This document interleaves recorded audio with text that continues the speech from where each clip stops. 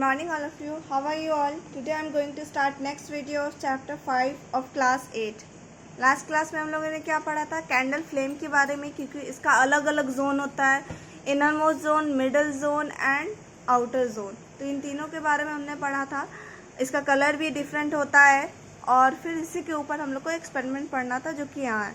To prove that wax vapour burn with a flame, हम लोग को ये प्रूव करना है कि वैक्स जो वेपर में कन्वर्ट हो जाता है वही फ्लेम के साथ जलता है। Take a glass tube and hold it from the middle with the help of a pair of tong यानी चिमटा।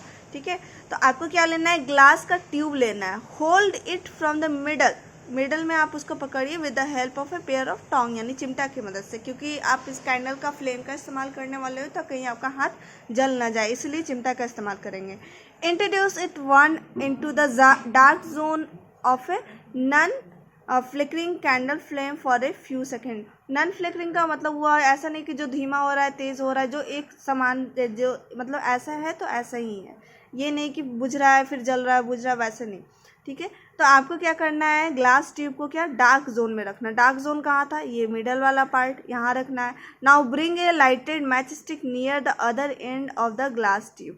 अब आपको क्या करना है? लाइटेड मैच स्टिक यानी पहले से जला हुआ माचिस को ग्लास ट्यूब के पास दूसरे एंड पे रखना है। What do you see? Why do you see a flame on the other side of the glass tube? आपको क्यों लगेगा कि दूसरे साइड से भी ग्लास ट्यूब वहाँ पे जल रहा है? फ्लेम आपको नजर आएगा दूसरे साइड पे। The melted wax vaporises during burning, passes through the glass tube to the other end and burns with a flame. आपको ओवरऑल क्या होगा? ग्लास ट्यूब दिख रहा है, ये ऐसे आपको ग्लास ट्यूब लेना है, यहाँ आपको चिमटा की मदद से इसको होल्ड करना है। ओके, यहाँ पे क्या है? आपको डार्क जोन में, मतलब ये सीधा होना चाहिए था, खैर मैंने उल्टा बना दिया, कोई बात नहीं। तो यहाँ मान लिया जाए इसको डार्क जोन है, यहाँ पे इसके पास अगर फ्लेम के रखोगे तो ये ट्यूब है ना, ट्यूब मतलब पाइप जैसा, तो ये क्या होगा? इसका वैक्स भी इधर जाएगा। ठीक है, अब यहाँ पे देखिए, यहाँ पे आपने क्या रखा था? मैच स्टिक रखा था जलता हुआ, तो यहाँ का जो वेपराइज हुआ, ये कैंडल लिया था ना आपने, अब मैं तो इसको सीधा नहीं कर सकती, अब क्या करूँ, बन गया ऐसा। तो ये क्या है? कैंडल है। ठीक है, ये फ्लेम है, तो ये फ्लेम से जो वैक्स पिघल के वेपराइज करके यहाँ जाएगा तो ये और तेज़ी से जलने लगेगा। आपको समझ में आ रहा है क्यों हुआ? क्योंकि यहाँ पे जो वैक्स वेपर में कन्वर्ट हो गया, ये यहाँ इसको और तेज़ी से जलने में मदद करेगा, यही ये कहना चाह रहा है। क्योंकि इसमें डायग्राम नहीं दिया हुआ है तो इससे थोड़ा सा मुश्किल होता है, तो ऐसे आपको इजीली समझ में आ जाएगा। क्यों आपने चिमटा से पकड़ा? क्योंकि आप समझ रहे हो कि ये गर्म हो जाएगा, वैक्स वेपर काफ़ी गर्म होता है। ठीक है, तो यहाँ आपका हाथ जलने से बचाने के लिए यहाँ पे टोंग्स का इस्तेमाल किया गया और आपको ये शो करना था कि वेपर ही, वैक्स का जो वेपर है वो जलने में मदद करता है। तो आई होप आपको क्लियर हो गया होगा। नेक्स्ट एक्टिविटी है आपका to prove that the inner most zone of a candle flame has unburned wax, यानी कि आपने पढ़ा है ना सबसे अंदर वाला, जहाँ पे डार्क जोन था, 3 जोन था ना आपका, ये तो सबसे अंदर वाला ये वाला पार्ट फ्लेम का इनर मोस्ट जोन, इसमें क्या है? अनबर्न्ड वैक्स, क्योंकि यहाँ पे ऑक्सीजन नहीं पहुँच पा रहा, तो ये क्या होगा?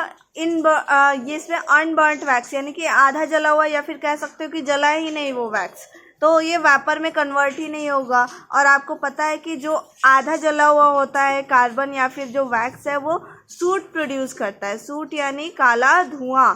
ठीक है, तो टेक ए ग्लास रॉड और ए ग्लास स्लाइड, ये आपको दिख रहा है ग्लास रॉड या ग्लास स्लाइड, ये ग्लास स्लाइड लेना है and put it in the candle flame, candle flame में डाल दीजिए। फ्लेम के पास आपको नज़र आ रहा होगा जैसे कि कैंडल में दिखाया गया, सॉरी फिगर में दिखाया गया, कितने सेकंड के लिए? 10 सेकंड के लिए। आप देखिए, what do you observe? The inner most zone in the candle flame appears black. क्यों? क्योंकि यहाँ पे ऑक्सीजन नहीं होता, तो कंबशन भी नहीं होगा, ऑक्सीजन नहीं है तो जलेगा कैसे? तो no combustion. It contains unburned wax vapour, अब यहाँ कुछ जल ही नहीं रहा, तो यहाँ पे क्या? अनबर्न्ड वैक्स वेपर, या फिर आप ऐसे भी कह सकते हो कि आधा जला हुआ, पार्शियली बर्न वैक्स वेपर होता है। एंड कार्बन पार्टिकल्स, और कुछ कार्बन पार्टिकल्स होता है which deposit in the glass slide, जो कहाँ पे? डिपॉजिट मतलब जमा होना। अब आप 10 सेकंड के बाद यहाँ से हटा के देखोगे तो ये ऐसे कुछ राउंड राउंड दिखेगा, ये क्या है? आधा जला हुआ वैक्स वेपर है और कार्बन का कुछ पार्टिकल यहाँ पे जम गया। ठीक है, क्यों हुआ ये काला, क्यों हुआ? क्योंकि यहाँ पे सही तरीके से ऑक्सीजन नहीं मिल रहा था, इस वजह से ये क्या हुआ, ब्लैक कलर में, और ये पूरी तरीके से जला ही नहीं। Okay, next experiment is to prove that outer most non luminous zone of a candle flame has a high temperature. तो अभी मैंने बताया आउटर मोस्ट सबसे बाहर वाला जो हिस्सा होता है उसमें क्या है, नॉन ल्यूमिनस, यानी कि नॉन ल्यूमिनस का मतलब ये ज़्यादा रोशनी नहीं देता, तो ये कौन से कलर का होता है, ब्लू कलर का।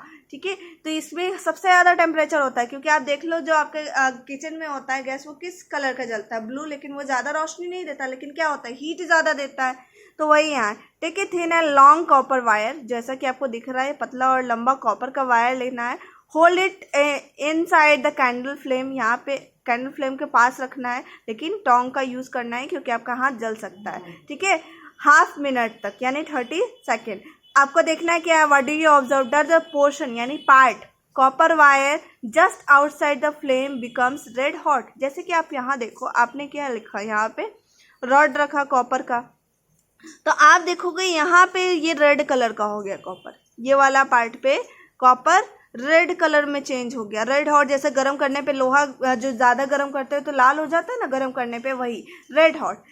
Is it because the outermost non-luminous zone of candle flame has high temperature and heats up the copper wire? आप देखोगे कि ये वाला पार्ट रेड हो गया, ये वाला पार्ट क्यों हुआ, अंदर वाला क्यों नहीं हुआ? क्योंकि सबसे ज़्यादा टेम्परेचर किस में होता है, हीट किस में होता है, कौन हीट ज़्यादा देता है, outer most zone. Outer most क्या है, ब्लू कलर का सबसे ज़्यादा, तो यहाँ पे रेड हॉट होगा ना, अंदर थोड़ी होगा, जहाँ पे ज़्यादा टेम्परेचर है वहीं रेड हॉट होगा। इसका मतलब ये प्रूफ हो गया ना कि बाहर सबसे ज़्यादा टेम्परेचर है, तो वही तो आपको प्रूफ करना था, तो वही यहाँ पे आपको दिखाया गया है। ठीक है, the temperature in the outer most zone of the candle flame is maximum, outer में सबसे ज़्यादा होता है, because wax vapour has enough oxygen to burn completely, क्योंकि यहाँ पे पूरा का पूरा वैक्स क्या हो रहा है, वेपर पूरे तरीके से जल रहा है। क्यों पूरे तरीके से जल रहा है, क्योंकि उसको ऑक्सीजन मिल रहा है अच्छे तरीके से, अच्छे तरीके से ऑक्सीजन मिलेगा तो अच्छे से जलेगा। लेकिन प्रॉब्लम क्या है, एक कि वो लाइट कम देगा, हीट ज़्यादा देगा। ओके, तो अभी हम लोग को लाइट से तो मतलब है नहीं, हम लोग को किससे मतलब था, हीट से मतलब था, जो कि प्रूफ हो गया। ये आपका होमवर्क हुआ।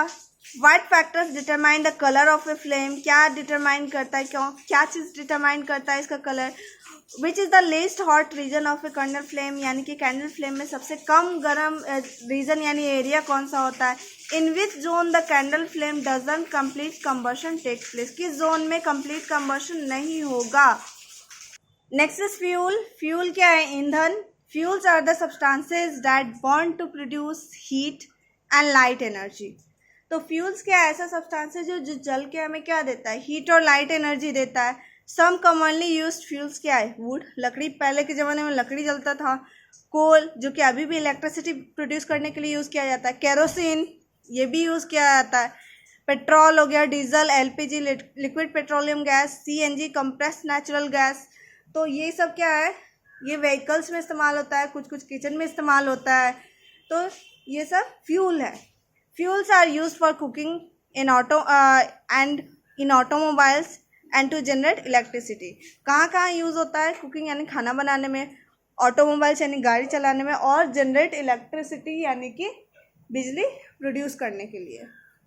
Next is on the basis of their physical state fuels have been divided into 3 category. Physical state समझ रहे हो, कितने स्टेट में होते हैं, मैटर, सॉलिड, लिक्विड और गैसियस। तो उसी के हिसाब से इसको कैटेगरी में बांटा गया है। First is solid, solid fuels are the fuels that exist, जो कि रूम टेम्परेचर पे सॉलिड में होता है। एग्जाम्पल क्या हुआ, वुड, चारकोल हो गया, कोल हो गया, कोक हो गया, काउ डंग केक हो गया। ठीक है, तो ये इसका भी इस्तेमाल हम लोग किस में करते हैं, खाना बनाने में करते हैं। इसको जलाते हैं तो खाना बनता है उसकी हीट और हीट से। नेक्स्ट है लिक्विड फ्यूल्स, ये क्या है, लिक्विड फॉर्म में होगा, रूम टेम्परेचर पे, यानी कि आपका रूम, नॉर्मल रूम का जितना भी टेम्परेचर, उस टेम्परेचर पे ये लिक्विड में होगा। केरोसिन, पेट्रोल, डीजल, ये क्या है, फ्यूल ऑयल, एल्कोहल, हाँ एल्कोहल भी लिक्विड में, ये बहुत अच्छा तरीके से ये जल सकता है। ठीक है, बेंजीन नाम है इसका। तो ये सब क्या है, लिक्विड स्टेट में होता है। नेक्स्ट इज गैसियस फ्यूल्स, यानी कि गैसियस स्टेट में होता है, गैस के फॉर्म में एग्जिस्ट करता है रूम टेम्परेचर पे, जैसे बायोगैस हो गया। बायोगैस आपने पढ़ा होगा कि ये हम लोग कैसे बनाते हैं, कंपोस्ट का इस्तेमाल करके, जिसमें क्या बोलते हैं, बायोलॉजिकल वेस्ट होता है, और फिर उसमें गोबर का इस्तेमाल करके जो सड़ता गलता है, जो गैस प्रोड्यूस होता है, वो क्या होता है, बायोगैस होता है, नेचुरल गैस। ये आपका जैसे पेट्रोल और डीजल निकलता है वैसे ही ये नेचुरल गैस निकलता है, पेट्रोलियम गैस हो गया। तो ये सब क्या है, गैसियस फ्यूल है जो हम लोग इस्तेमाल करते हैं। तो यहाँ एग्जाम्पल में आपका दिया हुआ है सब चीज़। तो नेक्स्ट वीडियो से होगा आपका calorific value of a fuel, ये स्टार्ट होगा। अभी तक के लिए यही, और आपको होमवर्क कर लेना है।